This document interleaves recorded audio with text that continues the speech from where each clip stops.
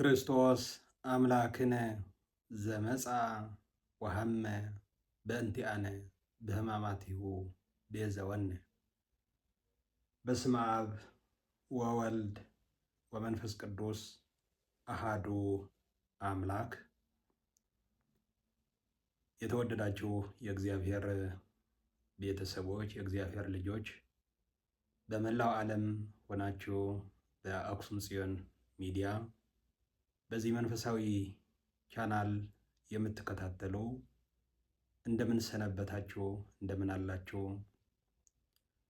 እንኳን ለሰሙነ ሕማማት በሰላምና በጤና አደረሰን አደረሳችሁ። ሰሙነ ሕማማት አሁን የስግደት፣ የምስጋና፣ የጾም፣ የጸሎት ወቅት እንደሆነ ይታወቃል። በሰሙነ ሕማማት አይሰገድም አትበሉ።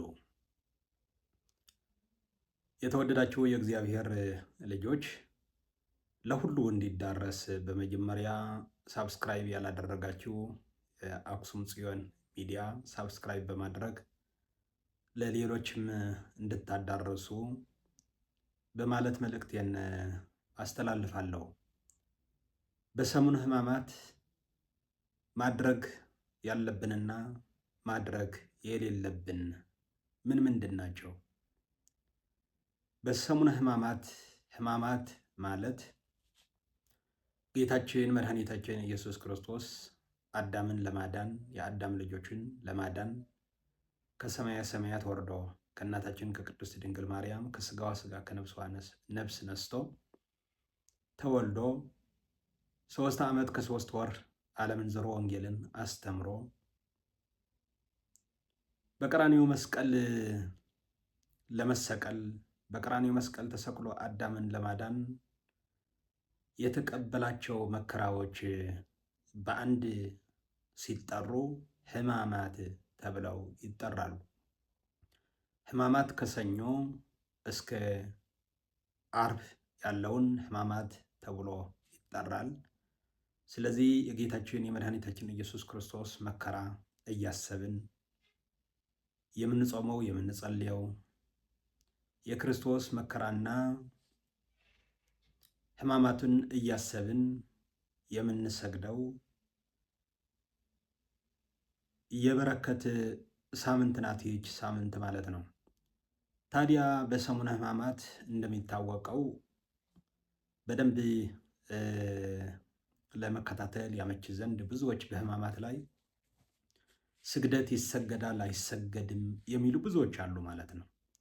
አንደኛ በሕማማት በዓላት የሉም። ሁለተኛ በሕማማት ቅዳሴ የለም። በሕማማት ላይ ከተለመደው ለየት ባለመልክ የሚገለገለው ምንድን ነው? አንደኛ በሕማማት ስርየተ ኃጢአት የለም። መስቀል መሳለም፣ ክርስትና ማንሳት፣ ቅዳሴ መቀደስ፣ ቁርባን መቁረብ፣ ንስሐ መግባት፣ ቀኖና መስጠት፣ ሰው ሲሞት ፍትሐት፣ በዚህ ሳምንት መስቀል መሳለምና እግዚአብሔር ይፍታ ማይሰራ ኃጢአት ብሎ መፍታት ወይም ደግሞ ይፍቱኝ ማለት በዚህ ሳምንት የለም። ለምን? ዘመነ ኦሪትን በማሰብ በዘመነ ኦሪት ስርየተ ኃጢአት የሌለበት ዘመን፣ የጨለማ ዘመን፣ የመከራ ዘመን፣ ከእግዚአብሔር ርቀንበት የነበርነውን ዘመን በማሰብ ይህን ሳምንት የምናሳልፈው በጾም፣ በጸሎት፣ በስግደት እናሳልፈዋለን ማለት ነው። የኦሪት መጻሕፍት በዚህ ሳምንት የሚነበቡ ከሌላ ለየት ባሉ መልክ ማለት ነው። የኦሪት መጻሕፍት፣ የነቢያት መጻሕፍት ይነበባሉ። የሊቃውንት መጻሕፍት፣ ድርሳነ ማህየዊ፣ ስንክሳር፣ ልዩ ልዩ በአንድ አሉ። ሁሉ በቤተ ክርስቲያን ያሉ መጻሕፍት ይነበባሉ በዚህ ሳምንት ማለት ነው። ስለዚህ በሕማማት ማድረግ የሌለብን አንደኛ መስቀል መሳለምና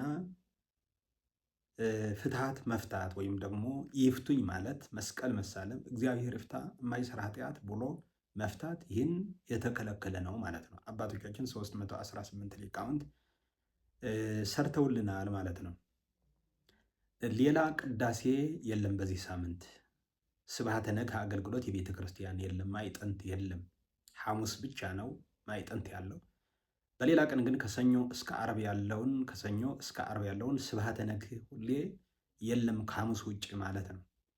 ስለዚህ ያ የተለመደው አገልግሎት ሁሉ ይቋረጥና ግብረ ሕማማት የሚለውን መጽሐፍ በማንበብ የኦሪት መጻሕፍት፣ የነቢያት መጻሕፍት፣ የሐዲሳት መጻሕፍት፣ ትምህርተ ኅቡዓትና ኪዳን በትርጓሜ በወንጌል እነዚህን በስግደት ነው የምናሳልፈው ማለት ነው። በመልክአ ሕማማት በሰላምታው እናሳልፈዋለን ማለት ነው። በዚህ ሳምንት የተከለከሉ ቅዳሴ፣ ቁርባን፣ ጋብቻ የመሳሰሉት ሌላ ደግሞ መስቀል መሳለም የተከለከለ ነው።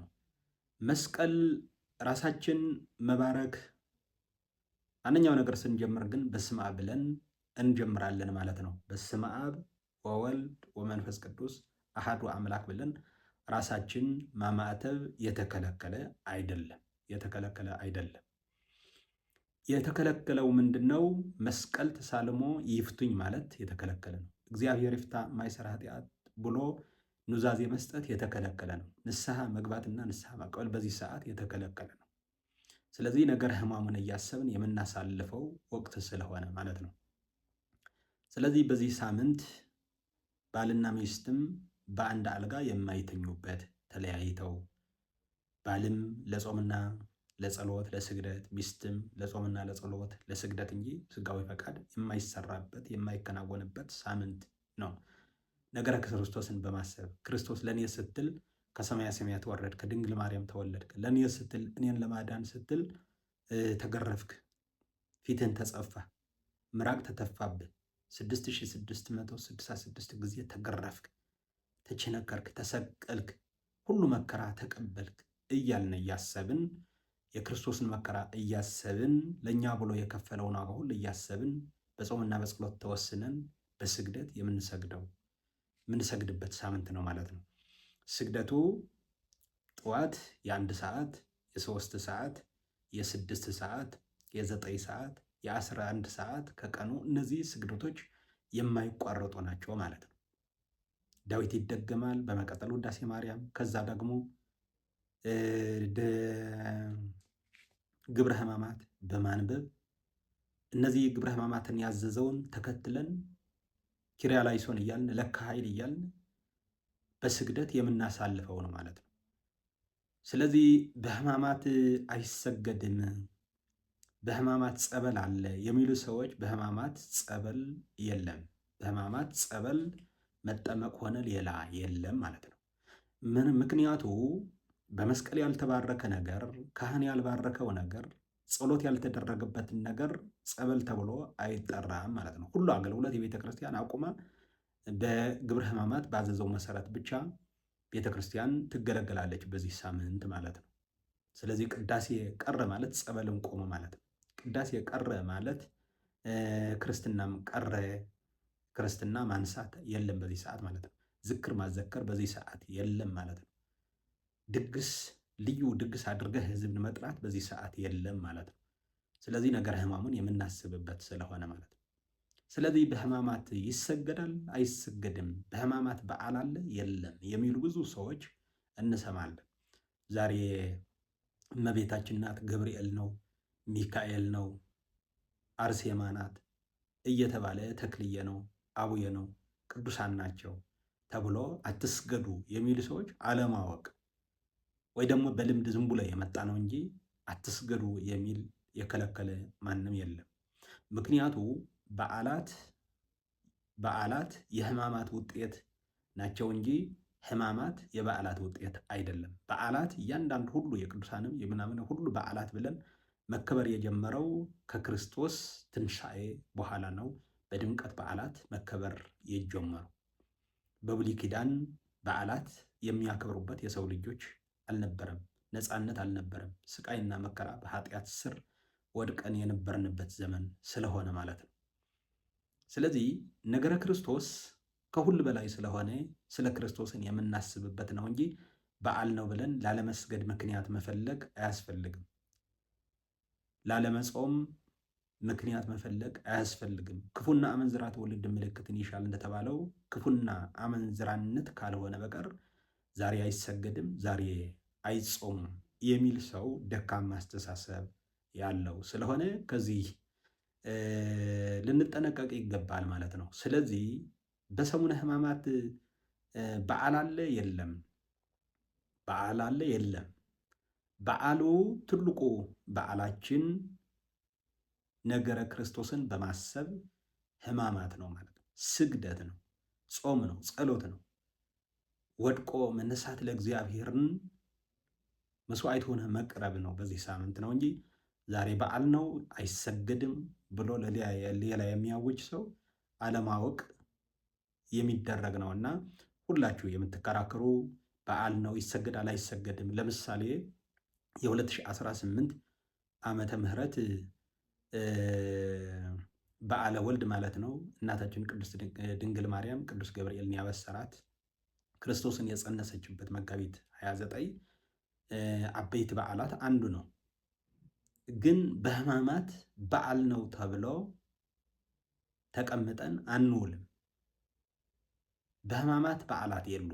በሕማማት በዓላት የሉም ሲል በዓል ነው ብለን ከስግደቱ ይልቅ በዓል በልጦብን ዝምን የሚል ከሆነ ስለዚህ በዓል ብለን የምናከብርለትም ክርስቶስ ራሱ ነው።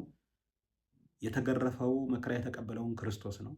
ስለዚህ ነገረ ሕማሙን ሕማማት ስለሆነ በሕማማት ላይ ታቦት አይወጣም፣ በሕማማት ላይ አይቀደስም፣ በሕማማት ላይ እነዚህ ሁሉ አገልግሎቶች ሁሉ ማህሌት፣ ሰዓታት አይቆሙም። በሕማማት ላይ እነዚህ ሁሉ ተቋረጡ ማለት በዓላትም አብረው ይቋረጣሉ በዚህ ሳምንት ማለት ነው።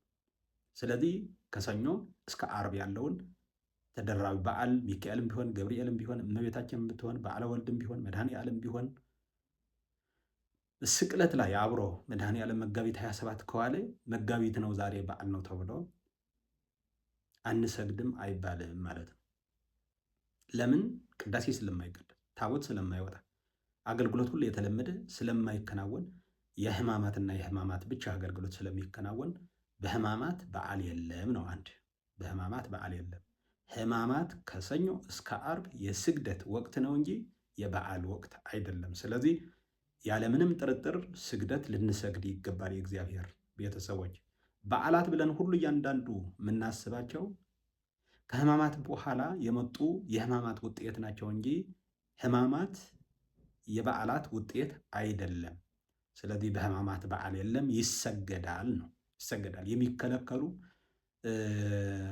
ነግሬያቸዋለሁ።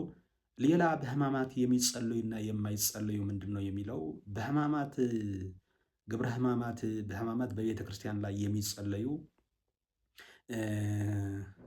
ዳዊት፣ ውዳሴ ማርያም፣ ግብረ ሕማማት፣ የቡልያት መጽሐፈ ኦሪትና የነቢያት መጻሕፍት፣ ድርሳነ ማህየዊ፣ ስንክሳር፣ ሃይማኖተ አበው፣ የሊቃውንት መጻሕፍት እነዚህ የሚነበቡና የሚጸለዩ ናቸው እና መልክአ ሕማማት ማለት ነው። በቤተ ክርስቲያን አባቶቻችን እንዳስቀመጡልን በግልስ እነዚህ ሁሉ አከናውነን ጸልየን በግልስ መጸለይ እንችላለን ወይ? እንችላለን። በሕማማት የሚከለከል ጸሎት የለም። የሚከለከሉ መጀመሪያ ነግሬያቸዋለሁ። በሕማማት ጸሎት ግን የሚከለከል የለም። በግላችን ያ ሁሉ ቤተ ክርስቲያን ያዘዘችንን ከፈጸምን በኋላ በግላችን መጸለይ እንችላለን። መልክዓ መልክዕም ይጸለያል፣ ሌላም ይጸለያል ማለት ነው። ምክንያቱ ድርሳንና ተአምር አይነበብም፣ ድርሳናት አይጸለዩም፣ ውዳሴ መልክዓ ማርያምና መልክዓ ኢየሱስ አይጸለይም የሚሉ ሰው አትጸልዩ የሚል የለም። አንድ መልክዓ ማርያምና መልክዓ ኢየሱስ አይጸለይም የሚሉ ሰዎች መልክዓ ሕማማት እየጸለይንበት እኮ ነው። ድርሳናት አይጸለዩም አይደገምም በሕማማት የሚሉ ሰዎች ድርሳነ ማህየዊ እኮ እያነበብን ነው። የአዋልድ መጻሕፍት ብዙ እያነበብን ነው። ስለዚህ ታዲያ ለምንድን ነው እነዚህ ሁሉ የቀሩ እንዳይነበቡ የተደረገ ከተባለ ሰዓት ስለማይበቃ፣ ሁሉ መጻሕፍትን ከተነበቡ ሰዓት ስለማይበቃ። ምክንያቱ ግብረ ሕማማት በጣም ሰፊ ስለሆነ የነቢያትና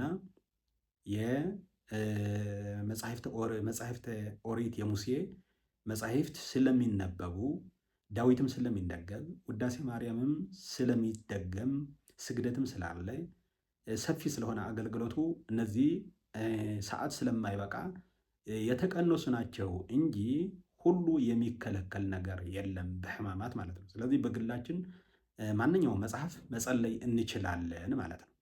የአንድ ሰዓት ጨርሰን የ3 ሰዓት የ6 ሰዓት የ9 ሰዓት የ11 ሰዓት እነዚህ በየሰዓቱ ቤተክርስቲያን ያዘዘችንን ከነስግደቱ ጨርሰን ካጠናቀቅን በኋላ የግላችን ጸሎት ማከናወን እንችላለን። የትኛው መጽሐፍ ማንበብ መጸለይ እንችላለን። የሚከለከል የለም ማለት ነው።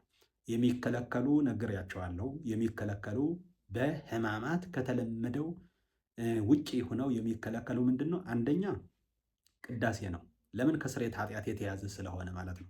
ኃጢአትን የሚያስተሰርዩ ነገሮች ሁሉ የተከለከሉ ናቸው ማለት ነው። ለምን? በብሉይ ኪዳን የስርየተ ኃጢአት ስለሌለ ማለት ነው። ፍጹም የሆነ የስርየተ ኃጢአት ስለሌለ ኢየሱስ ክርስቶስ ፍጹም የሆነ ኃጢአትን የሚያስተሰርይ ይቅር የሚል አምላክ ለእኛ ሲል ስለወረደ በሐዲስ ኪዳን ነው እውነተኛ ስርየተ ኃጢአት ያለውና በዚህ ምክንያት አንደኛ ቅዳሴ አይቀደስም። ሁለተኛ ክርስትና ማንሳት አይቻልም። መስቀል ተሳለሙ ይፍቱኝ ማለት አይቻልም። እግዚአብሔር ይፍታ የማይሰራ ኃጢአት ማለት አይቻልም። ኑዛዜ መስጠት አይቻልም። ንስሐ መስጠት አይቻልም። በዚህ ሰዓት ቀኖና መስጠት አይቻልም። ሌላ ሰርግ መሰረግ አይቻልም። እነዚህ ጸበል ወዘተ እና ልዩ ልዩ ዝክር ማዘከር አይቻልም። በዓል በዚህ ሳምንት ማክበር አይቻልም። ታቦት ማውጣት አይቻልም በዚህ ሳምንት ማለት ነው። ከእነዚህ ውጪ ሌላ ሁሉ ቤተክርስቲያን ማገልገል ይቻላል፣ መጸለይ ይቻላል። የሚከለከል ነገር የለም ማለት ነው። ስለዚህ ይህን ለሌሎችም ሼር አድርጉላቸው። በሕማማት ላይ አይሰገድም፣ በዓል ነው፣ ዛሬ በዓለ ወልድ ነው፣ ዛሬ መድኃኔ ዓለም ነው፣ ዛሬ እመቤታችን ናት የሚሉ ሰዎች ካለማወቅ የተነሳ ነው እንጂ ከሕማማት በላይ ሌላ በዓል የለም። ስለዚህ ሕማማት ከሰኞ እስከ ዓርብ የምናሳልፈው በጾምና በጸሎት ሌላ ደግሞ በስግደት እንጂ ቁጭ ብለን ተቀምጠን ሕማማትም እናከብራለን ብለን ተቀምጠን ቤተ ክርስቲያን አንሰግድም ብለን ይህን ትልቅ ስንፍና ነው። ስለዚህ ምልክት ፈላጊ ሁል ጊዜ ላለመጾም ጾም አሳ ይበላል አይበላም ሆይ የሚሉ ሰዎች አሉ። ላለመጾም ማለት ነው። ላለመስገድ ደግሞ በዓል ነው በዓል አይደለም እያሉ የሚጠይቁ ሰዎች አሉ። ስለዚህ በዓመት አንድ እየመጡ ስለ ሕማማት ብቻ የሚከራከሩ ሰዎች ይህን የጽድቅ አይደለምና በሕማማት ይሰገዳል። በሕማማት በዓል የለም። በሕማማት ስግደትና ጸሎት እንጂ ሌላ በፍጹም ነገር የለም ማለት ነው። ፈቃደ ሥጋ የማይከናወንበት ወቅት ነው።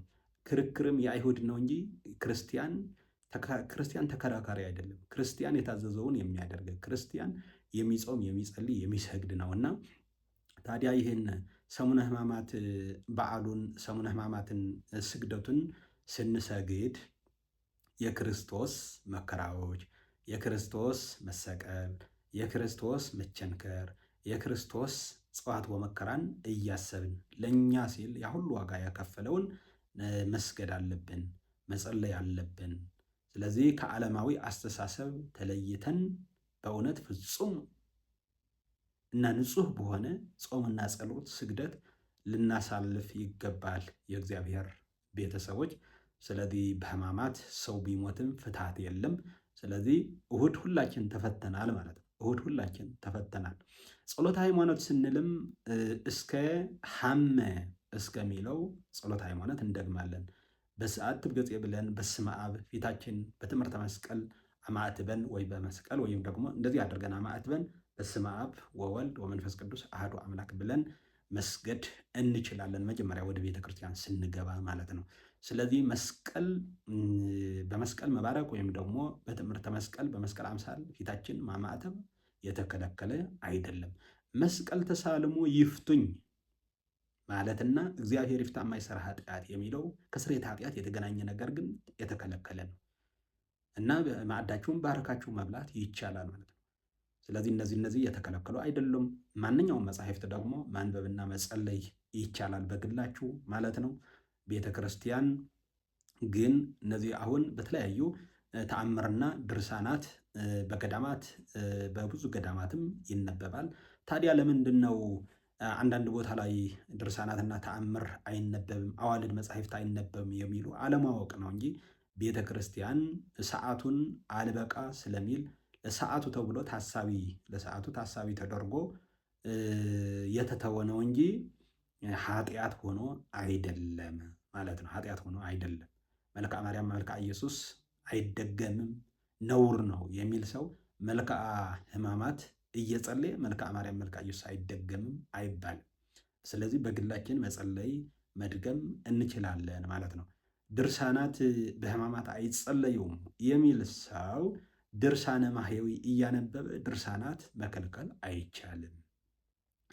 ተአምር አይነበብም፣ ተአምር የቅዱሳን የሌሎችም ተአምር አይነበብም በሕማማት የሚል ሰው ተአምረ ማርያምና ተአምረ ኢየሱስ እያነበበ ተአምር አይነበብም ተብሎ አይከለከልም ማለት ነው። አይከለከልም። ስለዚህ ድርሳን የዮሐንስ አፈወርቅ ድርሳንም ይነበባል እና ድርሳናትም እያነበብን እኮ ነው። ስለዚህ እየቀሩ ያሉ ምንድን ነው? ድርሳነ ሚካኤል፣ ድርሳነ ገብርኤል፣ ድርሳን የሌሎች ድርሳናት ነው እየቀሩ ያሉ እንጂ ለምንድን ነው እነዚህ ደግሞ የቀሩ? ሰዓት አልበቃ ስለሚ ነው እንጂ በተለያየ ቦታ ገብርኤል ከሆነ ድርሳነ ገብርኤል ይካተታል ሕማማት ላይ፣ ሚካኤል ከሆነ ድርሳነ ሚካኤል ይካተታል ከተአምር ማለት ነው።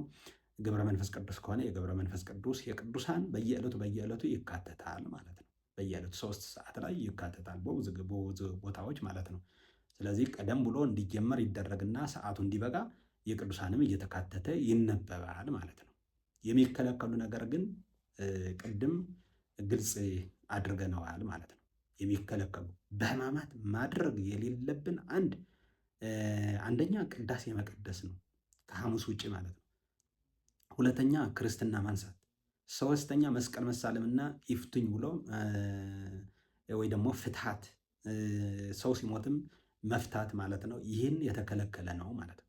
የተከለከለ ነው። እነዚህ ሁሉ የተከለከሉ ናቸው በዚህ ሳምንት ማለት ነው። ከዚህ ውጭ ግን ሌላ የሚከለከል የለም። ለምን? የስርየተ ኃጢአት የተገናኘ የሆነ ነገር ሁሉ የተከለከለ ነው። ብሉይ ኪዳንን በማሰብ ኦሪትን በማሰብ የነበርንበት ዘመን በማሰብ የተከለከሉ ናቸው እነዚህ። ከዚህ ውጭ ግን ዛሬ በዓል ነው አይሰገድም የሚል ስህተት ነው። በሕማማት በዓል የለም። በሕማማት ጸሎት፣ በሕማማት ጾም፣ በሕማማት ስግደት እንጂ በሕማማት በዓል ነው ብለን ቁጭ ብለን የምንቀመጥበት ምክንያት ምንም የለም። እንደዚህ የምናደርግ ሰዎችም አለማወቅ ነውና ልናውቅ ይገባል። አትስገዱ ማለት አያስፈልግም። ለክርስቶስ ልንሰግድለት ይገባል። ሕማማትን እያሰብን ደግሞ ልንሰግድ ይገባል። ወቅቱ የስግደት እንጂ በዓል የምናከብርበት አይደለም። በዓል ቢከበር ኑሮ እኮ በዓል የምናከብርበት እንደተለመደ ቢሆን እኮ ይቀደሳል። አገልግሎት ማህሌት በቆመበት ሰዓት፣ ስብሐተ ነግህ በቆመበት ሰዓት፣ ማዕጠንት በቆመበት ሰዓት፣ ቅዳሴ በቆመበት ሰዓት፣ ክርስትና በቆመበት ሰዓት፣ ልዩ አገልግሎት መንፈሳዊ አገልግሎት ቡራኬ በቆመበት ሰዓት፣ ንስሐ መግባትና ቀኖና መስጠት በቆመበት ሰዓት፣ የጥምቀት ክርስትና በቆመበት ሰዓት፣ ሰው ሲሞት ፍትሐት በቆመበት ሰዓት በዓል ነው ብሎ መቀመጥ ትልቅ ስንፍና ነው። ስለዚህ በሕማማት በዓል የለም። ስለዚህ በሕማማት ስግደት ነው ያለና ሁላችን እንድንሰግድ ለማለት እፈልጋለሁ። ለሌሎቹም እንዲዳረስ ሼር አድርጉላቸው፣ ለሌሎቹም እንዲዳረስ። ስለዚህ ይህን የምትሰሙ ሁላችሁ ለሌሎች ሼር አድርጉላቸው። በዚህ ወቅት ጸበልም የለም፣ ጸበል የለም። አንዳንድ ሰዎች ጸበል ካህን ካልባረከው ሻውር እኮ ነው። ካህን ካልባረከው፣ ካልተጸለየ፣ ኪዳን ካልደረሰበት፣ ካልታጠነ፣ ካልተባረከ በቃ አንድ ሰው ሻውር ገብቶ እንደወጣ ነው የሚቆጠረው እንጂ ሁሉ አገልግሎት የቤተ ክርስቲያን በቆመበት ሰዓት ጸበል አለ እንትን አለ። ይህን የንግድ አይነት መንገድ መቆም አለበት። እነዚህ ይመስላሉ። የግል የማይጸልዩ መጻሕፍት ግን በሕማማት ላይ ምንም የሉ፣ የተከለከሉ መጻሕፍት የሉም። ስለዚህ በግላችን በቤታችን በቤተ ክርስቲያንም